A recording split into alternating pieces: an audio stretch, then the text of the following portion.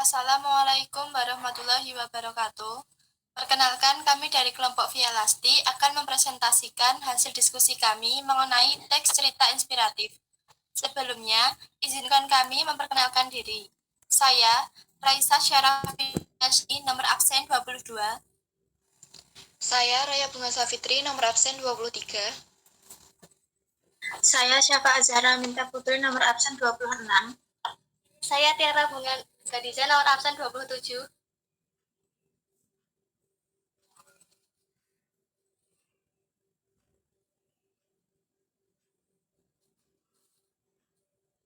Teks cerita inspiratif terdiri dari 8 subbab. Yang pertama, pengertian. Yang kedua, tujuan. Yang ketiga, ciri-ciri. Yang keempat, menyimpulkan teks. Yang kelima, struktur teks. Yang keenam, kebahasaan teks. Yang ketujuh, penyusun teks. Dan yang terakhir, contoh teks.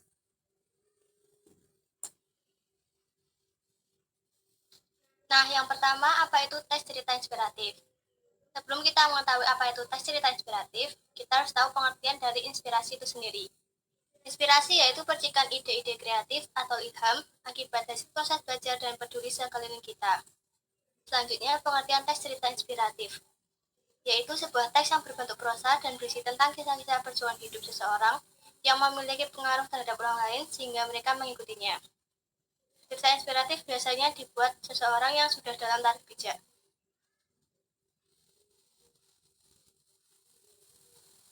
Nah, subbab yang kedua yaitu tujuan teks cerita inspiratif. Yang pertama, menceritakan kisah perjuangan hidup seseorang. Yang kedua, menyampaikan pesan tersirat maupun tersurat dalam cerita. Yang ketiga, mengunggah semangat para pembaca untuk melakukan sebuah aksi atau tindakan. Yang keempat, meningkatkan rasa percaya diri untuk menghadapi semua tantangan yang akan dihadapi. Yang kelima, mengembangkan imajinasi para pembaca. Yang keenam, menambah pengetahuan. Subbab yang ketiga yaitu ciri-ciri teks cerita inspiratif. Yang pertama, strukturnya terdiri atas orientasi, perumitan peristiwa, komplikasi, resolusi, dan koda. Yang kedua, memiliki tema spesifik mengenai perjuangan hidup atau kisah seseorang yang dikembangkan secara naratif. Yang ketiga, mengandung amanat yang dapat menginspirasi pembacanya.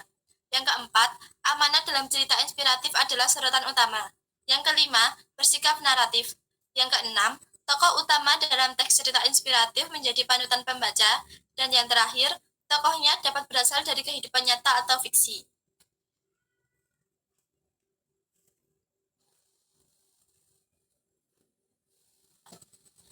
Subbab yang keempat membahas tentang menyimpulkan isi teks cerita inspiratif. Menyimpulkan isi teks cerita inspiratif ada dua. Yang pertama, unsur instriksi. Unsur pembentuk karya dari dalam teks cerita inspiratif, cerita dikembangkan melalui unsur-unsur instriksinya. Yang kedua, tentang unsur ekstrinsi. Unsur pembentuk karya dari luar. Dalam teks cerita inspiratif, unsur-unsur ekstrinsiknya berkaitan dengan nilai-nilai yang terkandung di dalam karyanya.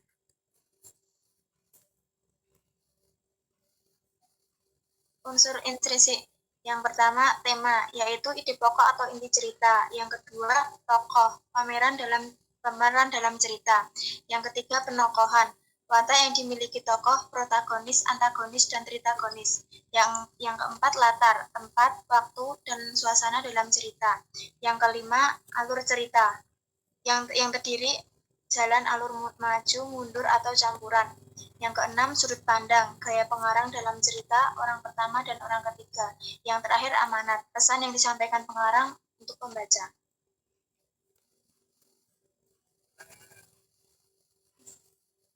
Berikutnya tentang unsur ekstrinsi. Yang pertama, nilai moral atau keagamaan, nilai yang berkenaan dengan Tuhan dan agama. Yang kedua, nilai kemanusiaan atau sosial, nilai yang berkenaan dengan masyarakat. Yang ketiga, nilai etika atau susila atau norma, nilai yang berkenaan dengan budi bahasa, sopan santun. Nilai estetika, nilai yang berhubungan dengan seni atau keindahan. Yang terakhir, nilai budaya, nilai-nilai yang disepakati dan tertanam dalam suatu lingkungan masyarakat. Sebab yang kelima yaitu struktur teks cerita inspiratif. Yang pertama, orientasi yaitu pengantar cerita. Yang kedua, perumitan peristiwa yaitu kisah tokoh dan peristiwa menuju puncak cerita atau konflik. Yang ketiga, komplikasi yaitu puncak atau inti cerita, tempat, kisah yang menjadi inspirasi. Yang keempat, resolusi yaitu Peristiwa menyadarkan tokoh tentang kebaikan. Yang kelima, yaitu penutup cerita, kesimpulan, pesan moral. Subbab selanjutnya yaitu kebahasan teks cerita inspiratif. Kebahasan pertama yang akan kita bahas yang pertama yaitu menggunakan kalimat definisi, kalimat tunggal, dan kalimat majemuk. Yang pertama kalimat definisi, yaitu kalimat yang menjelaskan gambaran umum tentang suatu hal, biasanya ditandai dengan kata adalah, merupakan, yaitu. Yang kedua kalimat tunggal, yaitu kalimat yang terdiri atas satu pola kalimat. Contohnya, Siva pergi ke salon. Yang ketiga, kalimat majemuk, yaitu kalimat yang terdiri atas dua atau lebih pola kalimat. Kalimat majemuk terbagi menjadi dua, yaitu majemuk setara dan majemuk bertingkat. Majemuk setara adalah kalimat yang menggunakan konjungsi koordinatif, contohnya dan, atau, tetapi, sedangkan. Struktur kalimat di dalamnya terdapat paling sedikit dua kalimat dasar dan masing-masing dapat berdiri sendiri sebagai kalimat tunggal. Contohnya, Nia membaca buku, tetapi Ani menulis puisi. Majemuk bertingkat adalah kalimat yang mengandung satu kalimat dasar yang merupakan inti atau utama dan satu atau beberapa kalimat dasar yang berfungsi sebagai pengisi salah satu unsur kalimat inti tersebut atau biasa disebut dengan induk kalimat dan anak kalimat. Contohnya, kami mendapat nilai tinggi jika belajar dengan rajin. Pada kalimat tersebut, induk kalimat mendahului anak kalimat. Induk kalimatnya adalah, kami mendapat nilai tinggi, sedangkan anak kalimatnya, jika belajar dengan rajin. Contoh berikutnya yaitu, karena tidak sarapan, aku sakit perut. Pada kalimat ini, anak kalimat mendahului induk kalimat. Induk kalimatnya yaitu, aku sakit perut, sedangkan anak kalimatnya, karena tidak sarapan.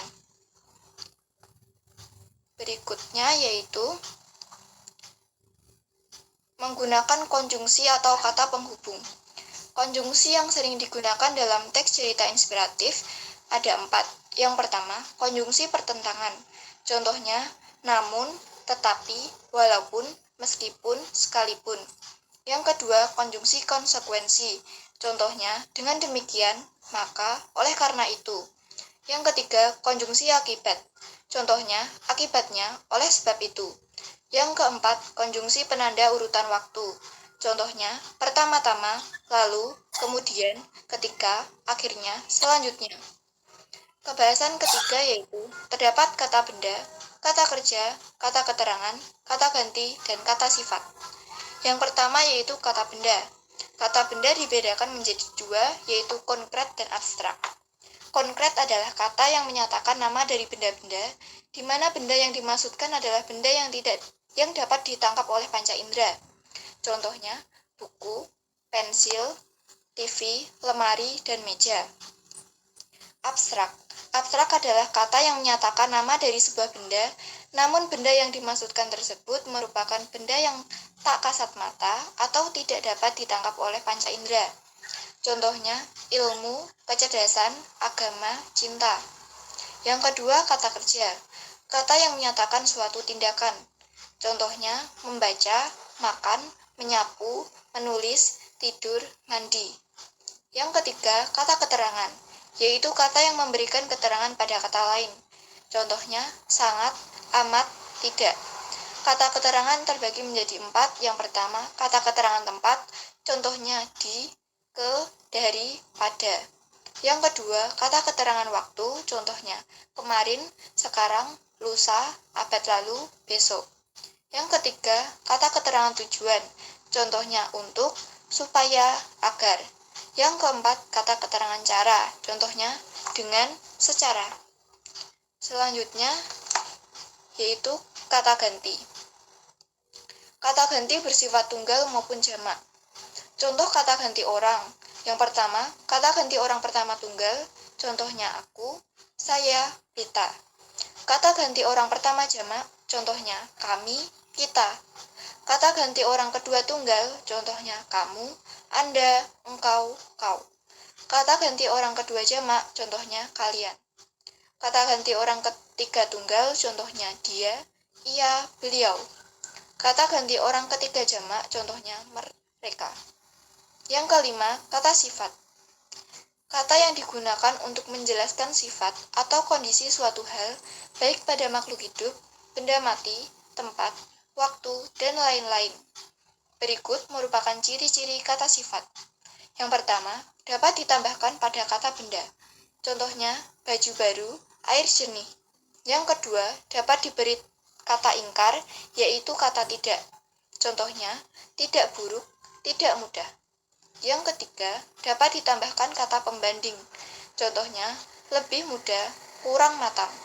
Yang keempat, dapat ditambahkan kata penguat. Contohnya, sangat pandai, jernih sekali. Yang kelima, dapat diberi awalan ter yang artinya paling. Contohnya, terbaik, termurah. Yang keenam, dapat mengalami perulangan dengan menggunakan awalan se-nya. Contohnya, sesering-seringnya, semahal-mahalnya. Berikutnya,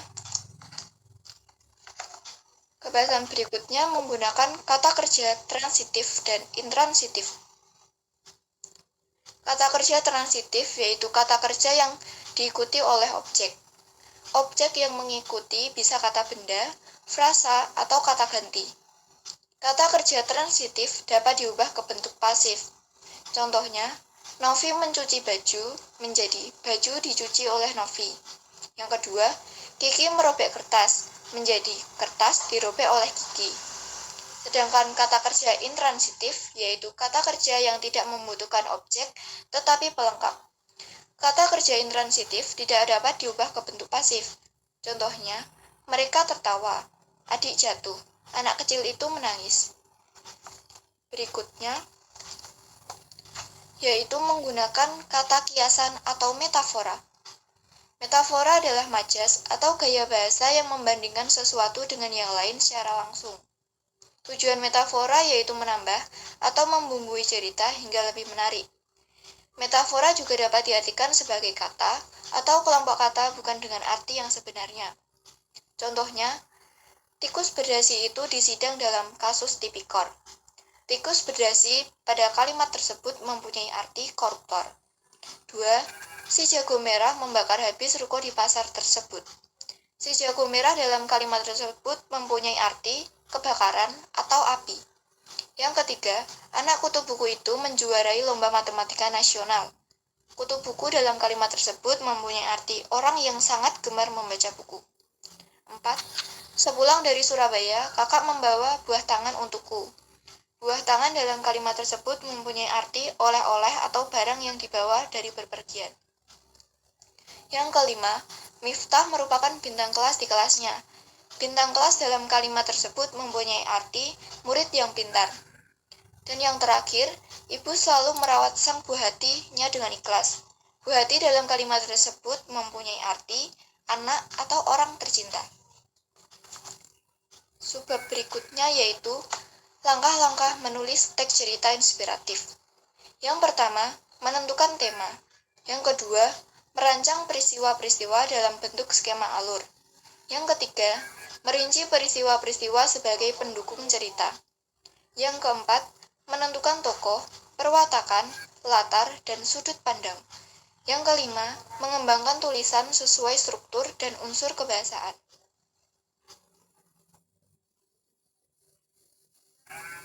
Selanjutnya yaitu hal-hal yang harus diperhatikan dalam menulis teks cerita inspiratif. Yang pertama, rumuskan pesan mola yang akan dibahas. Kedua, gunakan bahasa yang mudah dipahami. Ketiga, tentukan karakter tokoh yang mampu menginspirasi pembaca. Yang keempat, libatkan emosi tetapi tidak berlebihan.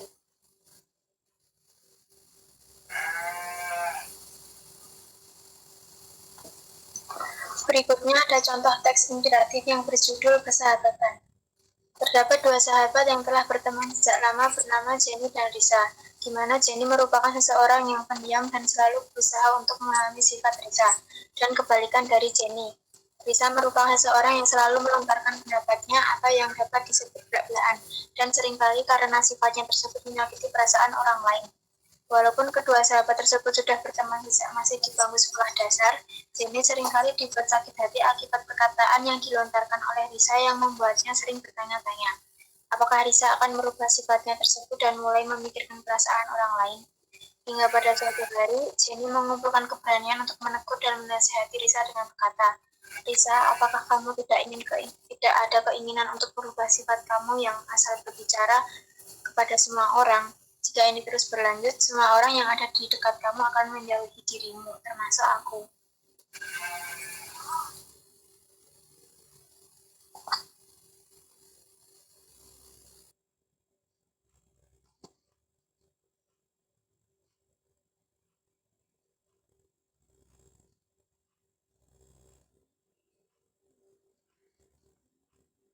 No, actually.